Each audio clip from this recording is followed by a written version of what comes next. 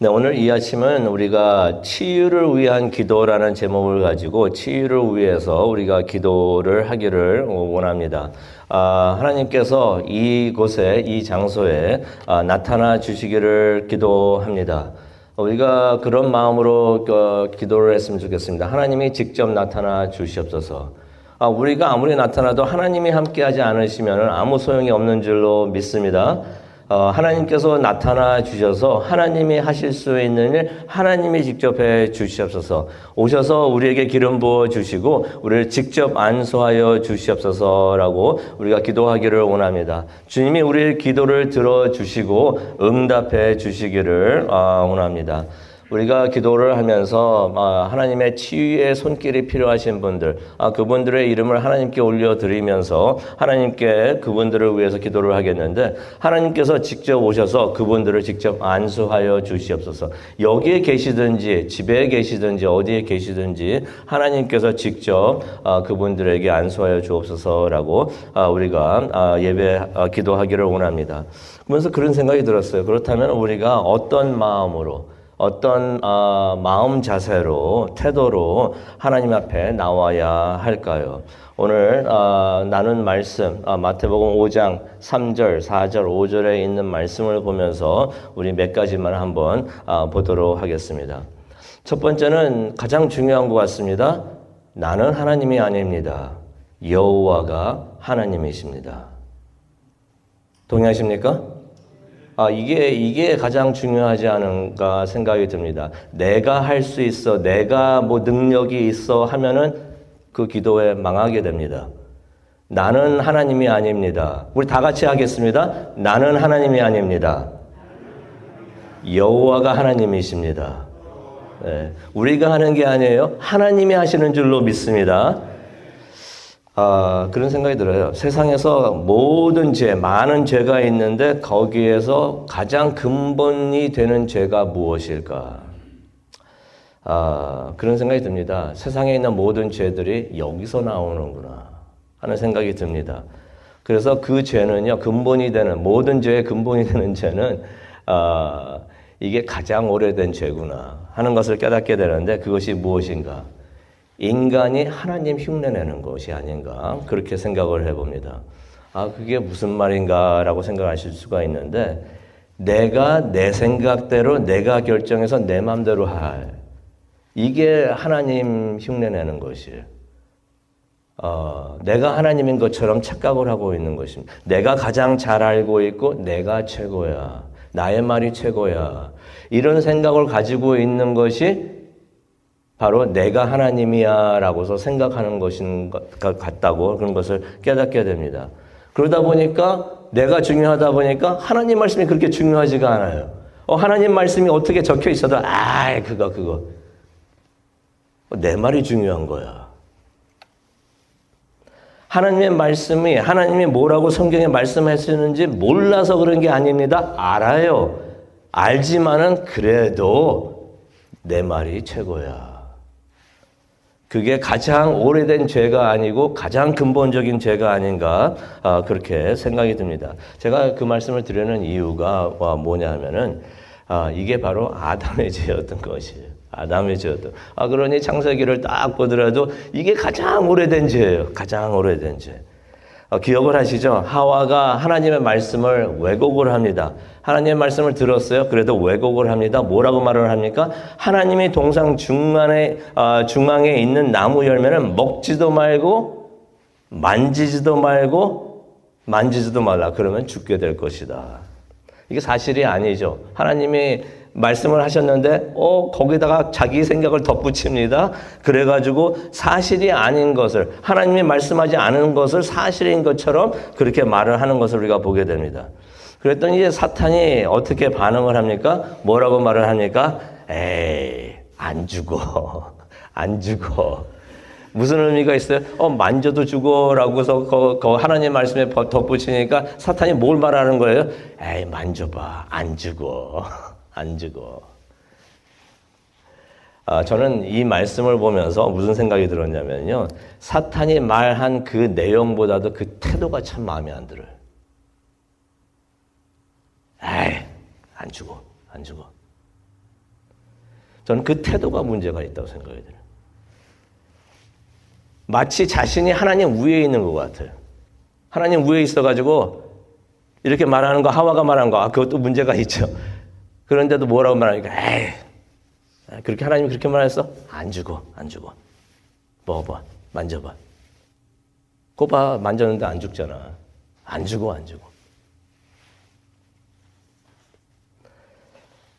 결국 사탄이 유혹을 합니다. 뭐라고 유혹을 합니까? 먹어봐, 그럼 너희도 하나님과 같이 될 것이야. 결국 인간이 죄를 짓습니다.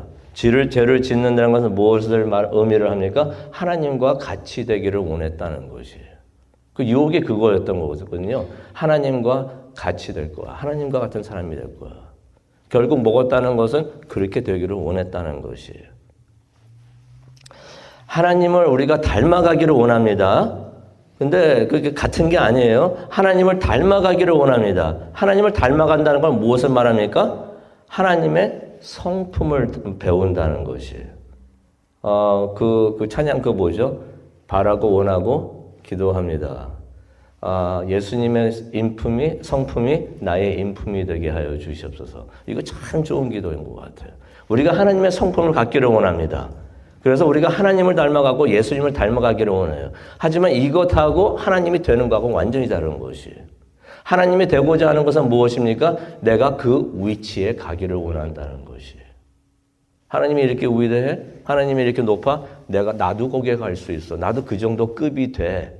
이게 바로 하나님과 같은 그런 위치에 가고 하나님이 되고자 하는 그런 마음인 줄로 믿습니다.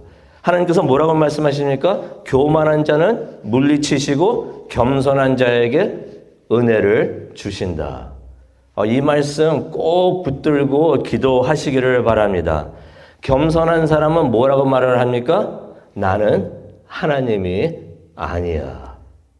우리 다시 하겠습니다. 나는 하나님이 아니야. 이게 무척이나 중요한 것 같아요. 내가 하나님이 아니니 나는 옳은 일을 결정하고 행할 수 있는 능력도 없고. 아멘?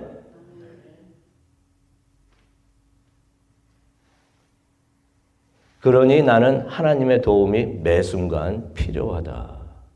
이런 마음 자세가 우리에게 있기를 원합니다.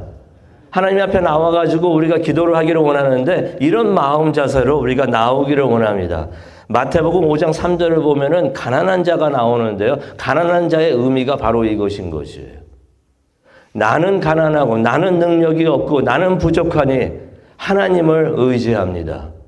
이게 가난한 자의 마음이 되는 줄로 믿습니다. 가난한 자는 겸손한 자를 말합니다. 겸손한 자는 하나님을 의지합니다. 우리가 모두 그런 마음으로 하나님께 나와가지고 내가 하는 것이 아니라 하나님이 하여 주시옵소서, 하나님이 능력자입니다 라고 그런 마음 자세로 우리가 나오기를 원합니다. 두 번째로는 하나님이 살아계시고 하나님은 나를 도우신다라는 마음을 우리가 갖기를 원합니다. 마태복음 5장 4절을 보니까 이런 말씀이 있어요. 애통하는 자는 복이 있나니 그들이 위로를 받을 것이요 라는 말씀이 있습니다. 그 한국어를 보다 보면은 한국어에 주어가 빠질 때가 많이 있습니다. 주어가 빠지고 또 목적어도 빠질 때가 많이 있어요. 영어는 그렇게 하면은 이게 문장이 이루어지지를 않습니다. 이거 도저히 이루어질 수가 없어요. 근데 한국어는 그래도 이게 의사소통이 됩니다. 그런데 그렇게 하게 되면은 오해를 일으킬 수가 있습니다. 제가 언제 한번 말씀을 드리긴 했었는데 저는 이 말씀 이 일을 가만히 생각해 보면 너무나 재밌어요. 그래서 다시 한번 알려드리겠는데 몇 년 전에 손흥민 축구 선수가 있죠. 축구 선수 손흥민의 군대 문제가 아직 해결이 안 됐을 때예요. 그래가지고 이번에 대회에서 이겨야지 이제 군대 문제가 해결될 것이고 그래야지 이제 군대 안 가고 계속 축구 선수를 할 수 있을 것이다라는 말들이 한참 많이 나오고 있을 때였어요. 근데 이제 한국에서 가장 예민한, 지난주에도 말씀드렸지만 한국에서 가장 예민한 그 이슈 중에 하나가 뭡니까? 군대 문제예요. 이거 함부로 말을 할 수가 없는데, 그렇게 되었을 때 손흥민 축구 선수가 와가지고 어디서 뭐 사인회 같은 거를 막 하고 있을 때였어요. 근데 사람들 많이 모였는데 그때 한 20대 청년이 이런 말을 합니다. 흥민이 형, 군대 가요. 그러니까 분위기가 싹 이게 안 좋아지는 거예요. 왜 하필이면 여기서 그런 소리 하나 하면서 사람들이 전부 다 그냥 그렇게 생각하고 있을 때, 그러고 있었는데, 이 청년은 뭘 말하고 있었냐면은, 흥민이 형, 내가 군대 가요. 내가 군대 가요. 라고 말하는데, 내가를 주어를 빼버린 거예요. 그리고 군대 가요. 하니까 사람들 전부 다 손흥민 보고서 군대 가라는 것처럼 사람들이 그렇게 들었던 것이에요. 그 사람은 뭐냐면, 내가 이제 군대 가게 됐으니 사인 좀 해달라는 거였어요. 흥민이 형, 내가 군대 가요. 근데 내가를 빼고 그렇게 말을 했던 것이. 애통하는 자는 복이 있나니 그들이 위로를 받는다. 여기 보게 되면 어쨌든 여기서는 첫 번째는 목적어가 빠져 있습니다. 그리고 주어가 빠져 있어요. 그거 잘못 해석하다 보면은 이 성경 말씀을 잘못 해석할 수가 있어요. 목적어가 빠져와 있는데 우리가 애통한다고 그랬는데 어떻게 애통하는 걸 말합니까? 하나님 앞에서 나와가지고 하나님께 애통을 한다는 것이. 그렇게 우리가 하나님 앞에 나와가지고 애통할 때 하나님께서 들으시고 하나님께서 그 애통하는 그 기도를 들어 응답해 주신다는 것입니다. 솔직히 제가 한국에서 빠졌다고 그랬지만 이거 원본에도 빠져 있어요. 근데 원본은 divine passive이라고 그래가지고 이게 주어가 빠져 있어도 하나님이 하시는 것인 것을 사람들은 다 알고 있어요. 그래서 그거를 divine passive이라고 합니다. 하나님이 하시기 때문에 주어를 빠뜨린 거예요. 그런데 한국에서는 그거를 잘못 생각하면은 그것을 잘못 해석할 수가 있다는 것이. 왜 하나님께 나와가지고 애통해야 되는가? 하나님이 살아계시기 때문에. 믿으십니까? 하나님이 살아계시고 하나님이 하나님이시기 때문에. 하나님이 모든 걸 다 이루시기 때문에. 그래서 우리가 하나님께 나와가지고 애통을 해야 되는 줄로 믿습니다. 하나님이 나를 사랑해 주시고 하나님이 나를 도우신다. 그것을 믿기 때문에 오늘 이 아침에도 우리가 나와서 하나님께 기도하는 줄로 믿습니다. 애통해야 한다는 것은 하나님 그냥 나와가지고 내 신세 타령하면서 나는 왜 이렇게 됐습니까 하면서 그냥 그런 것을 이야기하는 것이 아니라 하나님께 나와가지고 내가 부족합니다. 내가 약합니다. 내가 부족합니다. 내 모든 죄 하나님께 다 고백합니다. 하나님 용서하여 주옵시고 나의 기도 들어 응답하여 주시옵소서. Have mercy on me. 나를 불쌍히 여겨 주시옵소서. 그렇게 기도하면은 하나님께서 위로를 해 주신다는 것입니다. 여기 성경 보니까 주어가 빠졌죠. 누가 위로를 해 주신다는 말이 안 나와서 그냥 위로를 받는다는 것이 아니라 하나님께서 위로를 해 주신다는 것입니다. 세 번째로는 나는 하나님께 다 맡기고 하나님의 뜻을 따르겠습니다. 때로는 우리가 그런 때가 있는 것 같아요. 무슨 일이 있을 때 내가 생각을 합니다. 이렇게 돼야지 다 될 수가 있어. 내가 계획을 세웁니다. 그런 다음에 그 생각대로 안 될 때 무척이나 기분 나빠요. 잘못될 것 같은 생각이 듭니다. 그런데 우리가 이걸 깨닫기를 원합니다. 하나님의 생각이 나의 생각보다 높고 넓다. 아멘? 내가 아무리 무슨 생각을 한다고 해도 하나님은 그런 말 예배소서도 있잖아요. 하나님께서는 우리가 생각하는 것보다 상상하는 것보다 기도하는 것보다 더 좋은 것을 주신다. 하나님의 생각은 더 높다는 것이에요. 더 넓다는 것입니다.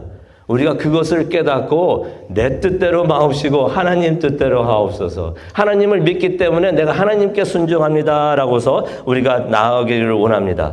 마태복음 5장 5절을 보니까 온유한 자는 복이 있나니 온유하다고 하니까 마치 약하고 힘이 없다는 느낌을 우리가 받을 수가 있는데 마치 여성스럽고 순하고 강인함이 전혀 보이지 않는 말같이 느끼게 됩니다. 하지만 성경에서 말씀드리는 말하고 있는 온유함은 강인함이 넘치는 온유함이다라는 것을 우리가 다시 한번 우리가 기억하기를 원합니다.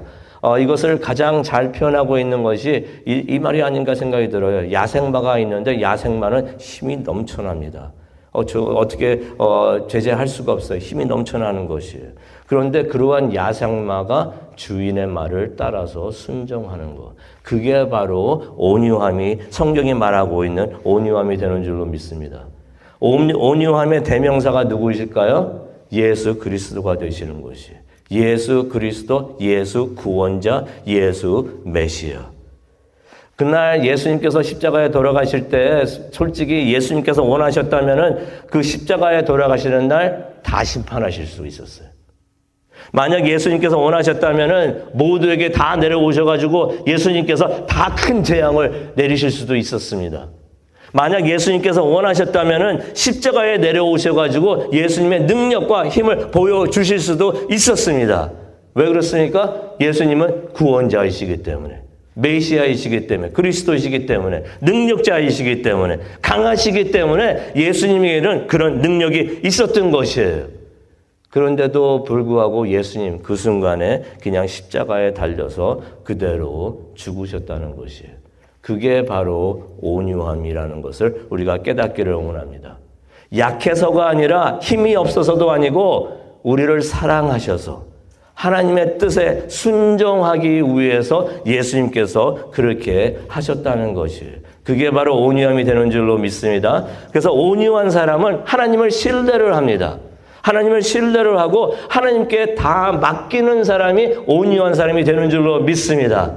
내 뜻대로 내가 계획한 대로 하는 것이 원하는 것이 되는 것이 아니라 하나님이 하시는 것, 하나님의 생각이 가장 좋습니다. 하나님 뜻대로 하옵소서라고 하나님의 뜻을 따르는 사람, 그래서 하나님의 뜻에 순종하고 그대로 따르는 사람, 하나님은 그런 사람에게 힘을 보여주시고 능력을 주시고 구원을 주시는 줄로 믿습니다. 그래서 오늘 이 아침 우리가 그런 마음 자세로 하나님께 나와서 기도하기를 원합니다. 그래서 우리가 몇 가지 기도 제목 올려놓고 기도하기를 원하는데요. 피아노 나와주시고요. 우리 기도하기를 원합니다. 첫 번째로 치유를 위해서 기도하기를 원합니다.